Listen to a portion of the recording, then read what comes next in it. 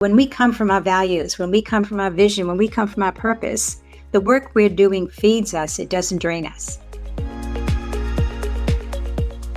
Hey, welcome to a podcast where dreams meet determination and success is just around the corner. I'm your host, Suzanne Taylor-King, and I'm here to help you unlock the full potential of your business and your life. Welcome to Unlock Your Way with STK. Let's unlock your path to success together. We are live. Hello, everyone. It's Suzanne Taylor-King with another episode of Unlock Your Way with STK. And woohoo, do we have a guest for you today? Dr. Dorothy Martin-Neville. She is an executive coach for leaders in transition, one of my personal mentors, and a rock star in the coaching world. Welcome, Dr. Dorothy. Hello there. Thank you so much. It's great to be here. Well, you're so welcome. I'm so excited for our conversation today. One of the things that I love most about you is just your willingness to be open and transparent and so conversational. We have had, in the past almost 2 years of knowing each other, we have had some of the most incredible conversations, and I'm really excited for my viewers, my listeners, my followers to really grasp the wealth of knowledge that you bring to the table, not only for the public, but for your clients as well. Thank you so much. Thank you. You're welcome. You're welcome. All right, let's get it started. How did this begin for you, this coaching journey? Where did it start? Oh my goodness. It started actually, I had lived overseas for 10 years on Anguilla. And when I came back to the States, I had 3 companies at the time, and I was flying back and forth to America from the Anguilla for 10 years. And when I moved back here, I had full reassessment of where am I with my life? Where am I with all of my companies? What do I want to do with my life going forward? And it took about 2 or 3 years to get a clear picture. And I had previously, as a therapist, seeing 42 patients a week for 20 plus years, doing psychotherapy. And I also had a school that I had founded, the Institute of Healing Arts and Sciences. And I had a nonprofit that I had founded, the Institute for Energy No Medicine. wonder you needed a break in the island.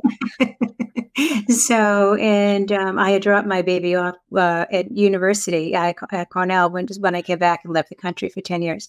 But in doing so, when I came back to the States after 10 years, reassessed, because America had changed dramatically from when I had left. And it had changed. And the student body was a different population. We had trained thousands, but it was a different population at that time. And it was no longer something I enjoyed. It was very much people far more interested in getting certification because we were approved by the Commissioner of the Department of Higher Education. People were thinking if they come to my school, they don't need to do personal growth. They'll just graduate, do the minimum amount of work, get a certification. They can charge insurance companies for work as a healer, as an energy medicine practitioner, and life easy. That was not the premise of my school. I trained people, physicians, nurses, occupational therapists, physical therapists, all kinds of folks, as well as lay people who wanted to be energy medicine practitioners, in the psycho-spiritual cause or correlation of physical disease and disorders. And it really was a 4-year transformational program, so that the folks who graduated from my program were not the same people as those who entered. There was an absolute transformational process that took place for them as individuals, as well as them as medical practitioners. And when people simply wanted certification, they didn't want that transformational process. Yeah. It no longer was the program I had established and had for 19 years. It was it was simply an academic program. And that's not what I wanted. I taught in grad school for years. I was a clinical instructor at UConn Medical School. Just running an academic program was of no interest. So I ended up closing that. In closing that, I closed the nonprofit as well, because my students were the ones who would be doing research, utilizing grants to use my work in relationship to various diseases. So all those businesses closed, and I thought, what do I do next?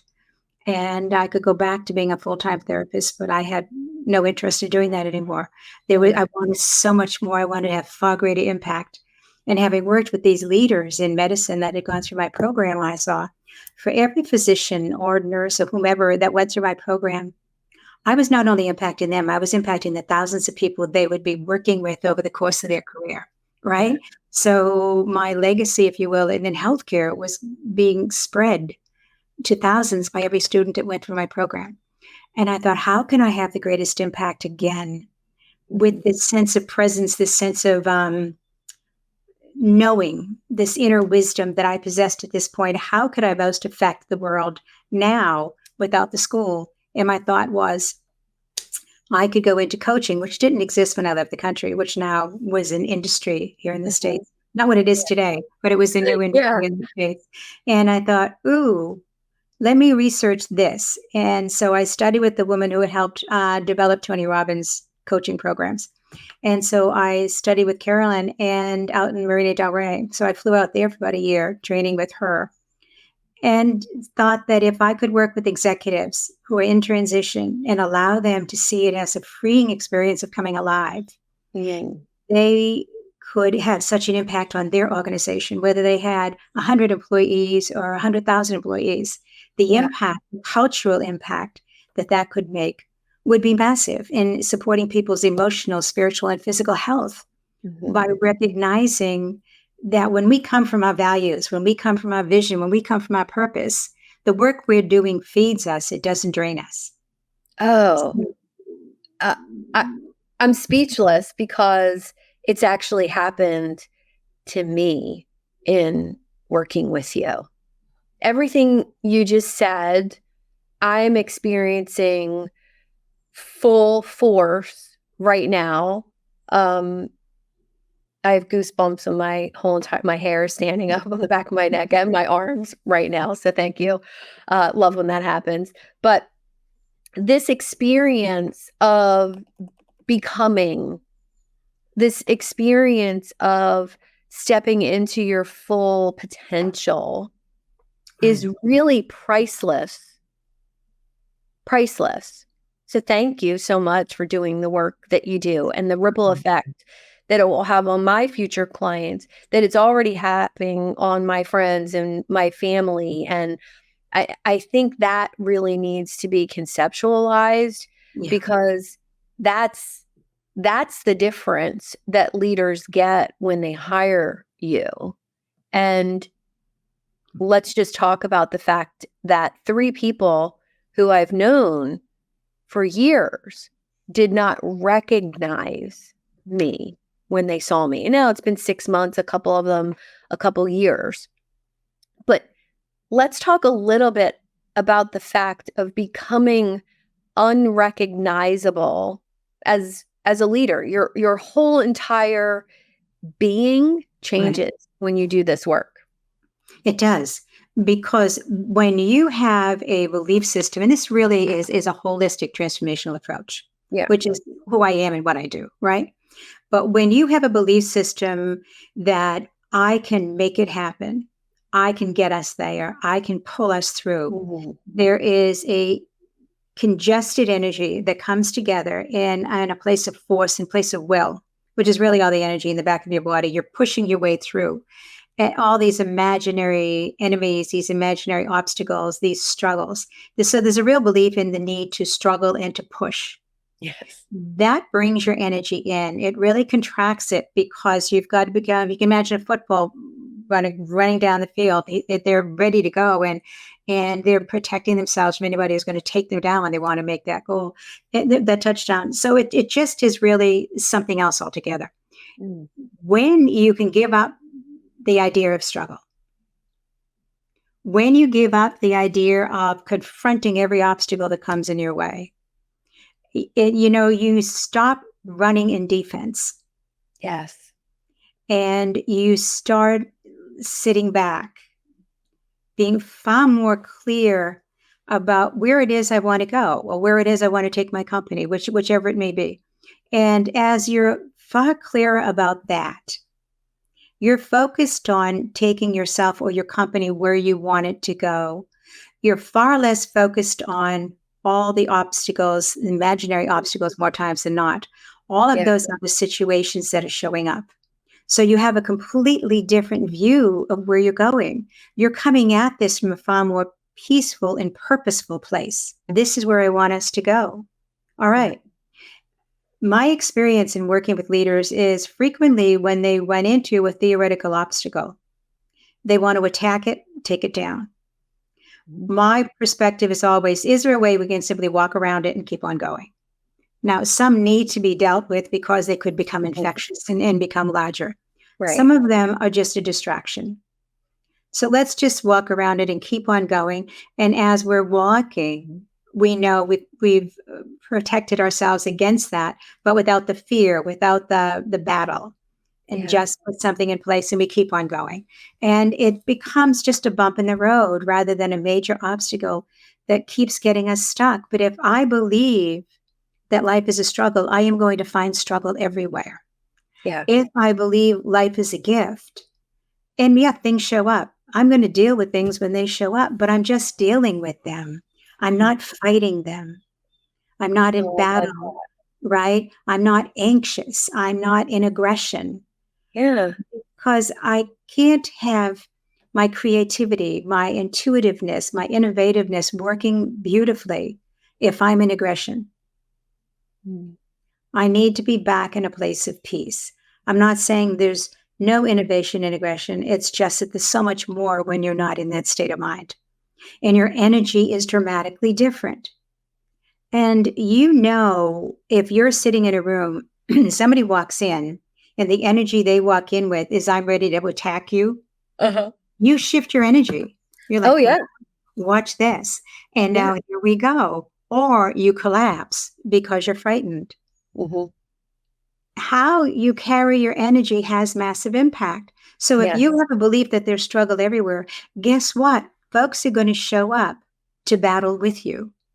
Oh, that self-sabotage, that subconscious Absolutely. limiting beliefs or self-sabotage or whatever it is shows up so fiercely. And I've seen it with my clients. I've seen it with myself. What do you do if somebody doesn't see how that's showing up for them? Well, I like to do reality checks. Because I can do all the theory in the world and they get caught in their head. Yes. If we do reality checks on, tell me about some of your experiences with the last 5 struggles you've had. Tell me how they showed up. Tell me how you dealt with them. Tell me what's going on now in relationship to it. And then frequently folks don't see patterns. When they can see there's a pattern in how they deal or don't deal, there's a pattern in the ramification. Then all of a sudden, it's not my intellectual awareness here. It's looking at their life and the pragmatic realities of what's taken place. Yes. Right? Yes. And when you can develop that level of emotional intelligence, I can understand how I operate. I can see what I do in this situation. I can see how I reacted or responded in this situation. Now I am far more aware next time I'm in that situation of what I'm doing and what I'm not doing. Yes. When you develop that level of self-awareness without self-judgment, self-hatred, self-blame, any of that, just self-understanding, you have a far greater understanding of other people. Yes. And with that, then I can look at somebody and energetically see they're not coming in from truth. They're smooth, but there's something they're hiding. They're smooth, but what they're saying doesn't correlate to what I've just seen. Yeah. And so, but I don't go into fear and battle and I'm going to get them. And who do they think they are trying to trick me? It's like, wait a minute, what's really going on? Because if this is how they're operating with me, this is how they operate everywhere. Yes. Right? So let me respond to them differently than all the other people and how they respond to them. And I get that frequently. I think I told you the other day about, and on Zoom here, who I blew her out of the water. Somebody said, you've got to meet this woman. I called her. We had a Zoom session. And I simply said to her, hi, nice to meet you as well. And then I said, tell me something about yourself. I said, I know I can read LinkedIn. It gives me the facts. I'd love to know from you. Tell me something about yourself that's more than the facts. Mm-hmm. And she went, nobody's ever asked me about me. Wow. And I thought, I didn't sit here thinking, how could I throw her off base? What could I do? There was no devious plot. There was just, Yeah. I want to know who you are. Not just the facts of what you've done or not done with your life, because I know what you've done can say very little about who you are. Isn't that the truth? Okay. I want to know you. Yes. And so this woman was absolutely thrown. And that is a common reaction for me of people saying, nobody's ever asked me that before. Or where did that question come from? Just an honest desire to know you. Because if I'm going to be in any type of relationship with you, especially if you're going to be my client, I want to know who you are, because that's where the transformational change begins. Because just to give you things to do, I could stay here and just type it up and send it to you. Right. But to know who you are means I want to know how you function emotionally, how you function spiritually. What kind of energy do you put out into the world? Mm-hmm. What reaction do you get from the energy you put out into the world? Yeah. And is it the reaction or response you're looking for? Yeah. Because if people are reacting to you, they're not able to see you. If people respond to you, it's because they saw you. Oh, I love that. I think one of the gifts of that work is bravery. That it allows you as a leader, as a coach, I mean, just as a human in general, it allows you to go out into the world fully expressed as yourself and affect the people or lead the people that are meant to be led, right? Like I was in a room of 50 people the other night in person, and there was a woman I talked to who was looking for her next position. And I have a knack with people like that. And in the past, I would not have, I think I would have just behaved differently. But the bravery that came out, I said, tell me about your passions and your skills and the things you love to do. And she said, oh, nobody's ever asked me that before. And she said all of these things. And I said, do you mind if I share what I heard? And she said, oh my gosh, I would love that. I said, it's 3 words. You're a concierge, very boutique networker or connector. And she went, oh my God, that's a whole business in 3 words. And I said, it doesn't have to be a business, but it's definitely who you are with all of those things that you said. And she said, I don't know who you are or what you do, but that was amazing. And thank you for being so brave. Right. That is truly who you are. And so what you're saying to me is you showed up. Yes. You showed up. Only because of this work that we're talking about.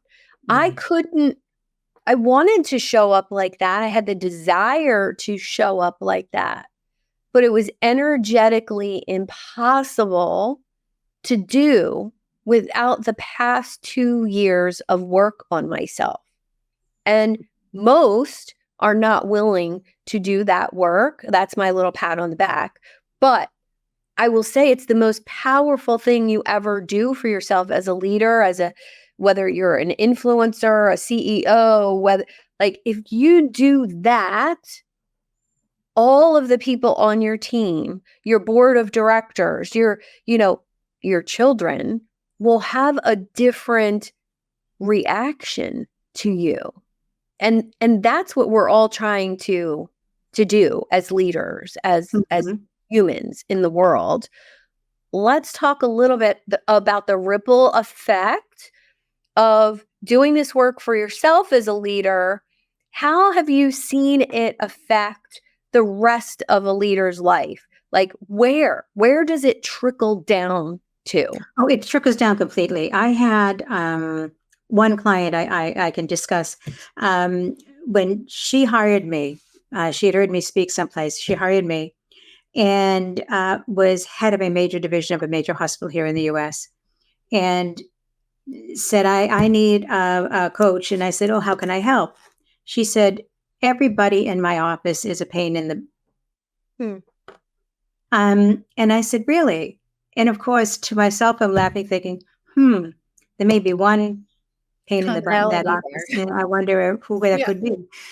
But I said, ooh, I said, you didn't hire them. She goes, no. And I treat them all really terrific. I don't know what the hell their problem is because I do everything right with them. And I thought, okay, Oh boy. let's start. And when that's how she came on, that's what she wanted to work with. What I know from experience is that that's really what this is really about. That's the safest thing to present, right? And so when I could say to her after about an hour of discussing this in our first session, first time together, I said, do you realize you've used the term I over 30 times in the hour we're talking? I said, could it be that everything's about you? Well, I'm the leader. Yes, actually, you're the boss. That's a big difference. You're the boss here. You're not the leader. So if I'm going to support you in your leadership, let's take a look at what's going on. And by the time we did that, and this is just one small isolated incident, by the time we did that and then could look at how she was working with all the different committees within the hospital setting and look at all of the different heads of departments and heads of a school versus the hospital versus with the clinics versus all these other divisions. When you learn to deal with the first group differently, and it isn't about simply changing behavior. When it becomes about us as a team, and it's not the problem with everybody I work with, but I'm just using this one example. When we could move into us instead of I, not that the I was never said, the I was important, but when it's us, it changes. So then it changes how she goes into meetings in different departments. It changes how she goes into meetings every place else. But more importantly, it changes how she sees herself in the world. Because if I need to be in charge because a good leader is in charge of everything and everybody and knows exactly what's going on everywhere at all times with everybody, not only am I going to be overwhelmed, I'm going to become physically ill. Yes. I am going to be exhausted, overwhelmed, and in defense as a way of life. Yeah. When it becomes us, there's a whole other division there. I can let go of 60 pounds of energetic baggage because now I can be present and share the responsibility. Yes, you may be the last point of blame, if you will, or the last point of credit. But you're not carrying it all on your own shoulders. And you don't have to be responsible for everybody and everything. You can allow yourself to develop leaders all around you.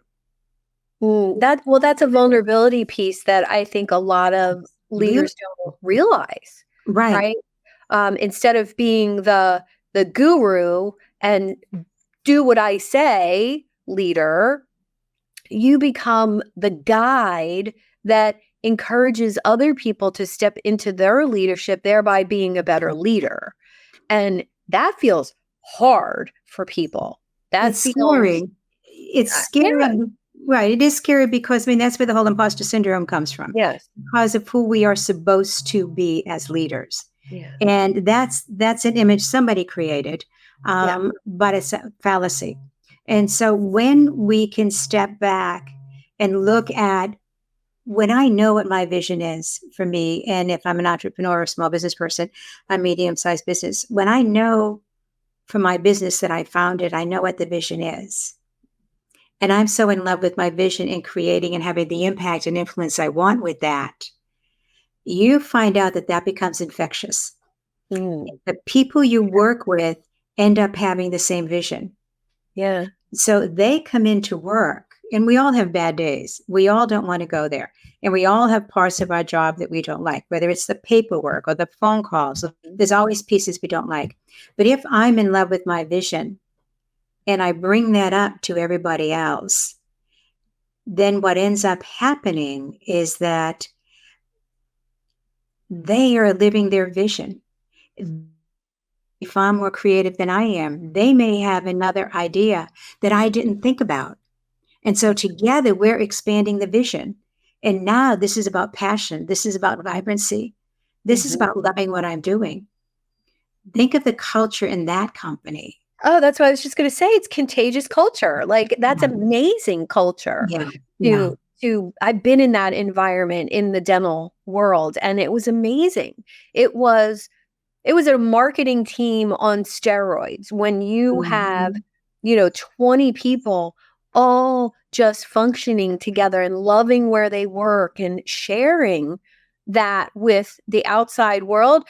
My boss at the time didn't need marketing because of that, because we were all like these advocates for the brand and the company. And I don't think people fully understand that. And Renee, who's joining us on LinkedIn, I hope that's how you pronounce your name, Renee. He has a question for us, or for you, Dr. Dorothy. Can you unpack the difference between a leader and a boss, and how somebody goes from being a boss when they work with you to being that leader? Oh, most definitely. There's a huge differentiation. A boss is someone who is very much in charge. Hi, Hosey, I'm the head. This is it. This is the way it's going to go. This is the way we don't need to discuss anything. There's nothing to talk about. I've just given my dictate out there, and you will go by my dictation here. This is what we're doing. I am the great in charge dictator of the place. A leader inspires. A leader calls people to follow them because people believe in the vision. People believe in the individual, even if they don't understand your vision, because it's maybe too expansive for them to understand the full picture, or maybe it's so involved it takes too long to explain that you have in a particular meeting. But if they believe in you, they follow you. They trust you. And they trust that where you are taking them is going to be someplace they want to go. And in doing that, they become so excited about whatever this project is, or the entire purpose of the company, whatever it may be. Because in larger companies, we're talking about departments or divisions of a company, but it becomes a culture where they feel comfortable offering you an idea. And you don't have to take it. But when you can value hearing it, they feel terrific. My daughter called me a couple of years ago, and she said, "Mom, I'm calling the 5 most powerful, intelligent women I know. I may not take your ideas, but I want to run something by you. What are your thoughts on this particular subject?" And so she canvassed 5, and it wasn't like any one of them was right. She wanted to get different perspectives on it. And from all of that, it allowed her to take her idea to the next level. And so she might have taken a piece of everybody's or most of somebody's. It doesn't really matter. But it was a willingness to say, I'm the leader in where I'm going. And I want input to help expand where that is. Think of how important those 5 people felt that they could offer suggestions, not advice, but suggestions to somebody and where to take the rest of the journey that they were walking, right? Then the validation and the respect that you get when you do that. A leader is going to do that with folks in the company. You may be quite surprised. Even the receptionist has an idea of something that could be changed because he or she is dealing with something every single day. Say, thank you for asking. I think we should do such and so. And boy, when they feel that respected, you bet they have a greater pride in their position. They have a greater pride in working with you. And sometimes the mail room, the mail delivery guy, sometimes he sees way more than the CEO. So it's really important to get that input from the whole entire team. They become more invested in the company and in you as the leader. Yes. because you as the leader heard what they had to say. Now, a boss is going to say, we will do it the way I said we do it. Mm-hmm. A leader is going to say, I hadn't even thought about that. Thank you. And it's not because I'm dumb. It's not because I don't think. It's because I've got so much else on my plate. I never thought about that. But that's an important thing for me to look at. Yeah. And now you've changed the energy. So that is what a leader does. It's not what a boss does. Mm-hmm.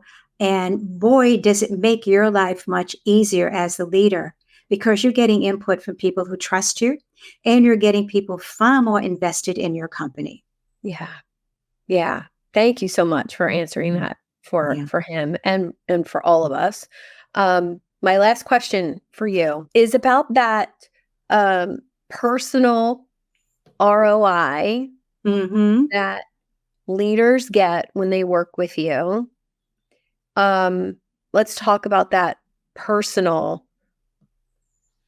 just effect that this work has. It's life-changing. Those who truly work with me, and it's a good price. So because it isn't just dropping ideas, it's transformational work. Mm-hmm. So my experience is that what many have said to me is, you didn't change my career. You changed my life. Mm. My relationship with my partner is dramatically different. It's what I always wanted and never thought I could have. My relationship with my kids is dramatically different. My outlook on life is something I can't believe exists. Mm-hmm. And what they will say to me is, before, I would rephrase it as they were surviving. They were getting through their life. And whether you make 50,000 or 50 million, when you're getting through the day, you're surviving. Yeah. When you can come back, and this is the feedback I get, you have changed how I approach life. You've changed how I see me. You've changed my ability to see my future in a whole new way that I couldn't have imagined a year ago. Beautiful. Right? So it's really about providing a whole new approach to their life. And it doesn't mean changing their jobs or quitting or retiring or going to another company, whatever the case may be, whatever their situation is. They may do that, but it may be they stay in the same place, but they do it in a dramatically different way. Yeah. And they don't need the defenses they had.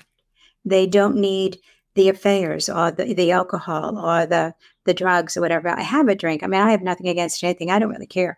But when you go and hide because you don't know how to let go of the stress, because you don't know how to deal, you don't reach that level except on rare occasions. Now, nothing makes your life perfect. Welcome to life. But when you know how to deal with the difficult times without going into major defense, they become half as difficult. Yeah. Right. And that's really when you get the financial ROI from working on yourself, working on your team, working on culture, working on performance, working on your business in general. The only way to get a financial ROI is if you're willing to look at and see things differently, right? Like if you're going to change a marketing campaign for a major company because you want to focus on making more money, it's about seeing things differently. You need a different perspective. And absolutely, I'm so lucky to have received that perspective from you. And anyone who chooses to work with you and do this work will receive not only financial rewards, but just the internal rewards of knowing you're making a bigger difference in the world, affecting more people with just that presence that is so needed in today's world. And it does. And the money goes so much further as well.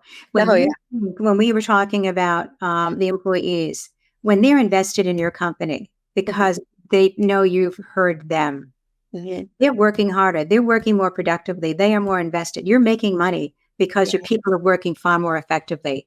And because you're not in tightness and defense, you have the ability to be far more creative. What you can bring into your company is far more than you could have brought in when you were surviving and making it go. And Yes. what ends up happening is because of that, you may create more streams of income. You may find other usages for products you already possess. There's so many more things that can happen for you. You can expand the company's divisions. You can do so many more things. That financial development comes in your appreciation of the benefits Yeah. of that financial development comes because you're in a mindset, you're in a place where your creativity is feeding you and you have far more enjoyment to appreciate Mm. that vacation, to appreciate the luxury that you now have. Yes. Oh, and it's not that you didn't have the best before, but now you can see it in a completely different way. That financial freedom that you know is a huge benefit. It's Mhm. not the sole goal. It's the huge benefit. And it becomes Yes. more and more of a benefit when it's not the goal. And that seems amazingly ironic, but it's not. Yeah. Yeah. Well, I've met many Yeah. unhappy millionaire, billionaire in my time. And, you know, it's not about the money. And the people who think it's about the money probably want more of it. And that's the problem. Well, and actually, I had that conversation this morning. Oh, did you? That money is your reason for doing this. You will Mhm. never have enough, Mm. right? Yes. I Yes. wanted 1 million. Now I want 10 million. Now I want 100 million. Why can't I create a half a million, 500 million? Why can't I be a billionaire? Where is the problem here? Um, how many billionaires are saying I have enough, Yeah. right? When I have a vision and it is so creative and enough people are online with me to make this happen, now all this money is coming in and that's glorious. But my real passion is the vision is getting larger and larger and the money keeps pouring in and there's never going to be this not enough. Yeah. There's more than enough and you know it. But with your vision, it's never that I didn't have it. It's I'm so excited by how big it keeps getting, by Yeah. the impact and influence I keep having. And that's exciting. And now we're talking about excitement versus desperation because it's never enough. Yeah. Yeah. That's a perfect wrap Yeah. up. Thank you so much. Oh, thank This you. feels like a coaching session for any of our listeners. So if any of you want to get in touch, please follow Dorothy on LinkedIn. Her content is just absolutely stellar and meaningful. But how can they get in touch with you, Dorothy, besides LinkedIn? Certainly my email is Dorothy at askdrdorothy.com, Dorothy at askdrDorothy.com. They have that my website, askdrdorothy.com. They've got both. Just check me out. Drop me a line if they choose. I love this work. I absolutely love this work. And to me, the gift of bringing freedom to people through the transformational process and expanding their leadership, their impact, their influence, it increases their income and it increases their enjoyment of life. Oh, yeah. And because of what you and I both know, it also increases their health, Yes. because a happy life becomes a healthy life. Absolutely. Well, Right. thank you so much for being a guest here today and such a soul force in my life. I appreciate you. Thank you. It's always a joy. Bye-bye. Bye. Thank you for tuning in to another empowering episode of Unlock Your Way. I hope you found today's discussion inspiring and you're ready to take your business and personal growth to that next level. If you're feeling as fired up as I am and eager to unlock that full potential, I'm here to help you on your journey and provide that personalized guidance tailored to your unique goals and challenges. Simply book a one-on-one coaching call with me and we'll dive deep into your business aspirations and see how we could co-create a roadmap for your success. And whether you're striving to scale an enterprise or just getting started, I'm here to support you every step of the way. To schedule your coaching call, simply visit the website at unlockyourwaywithstk.com, click on the Book a Call button, and we'll turn your dreams into that reality. Subscribe and review on your favorite podcast platform and on YouTube. Plus, you can join over 800 entrepreneurs in the Idea Lab Facebook group. Let's make success as an entrepreneur happen together. Until next time, I'm STK. Keep dreaming big, stay focused, and most of all, have fun while you're doing it.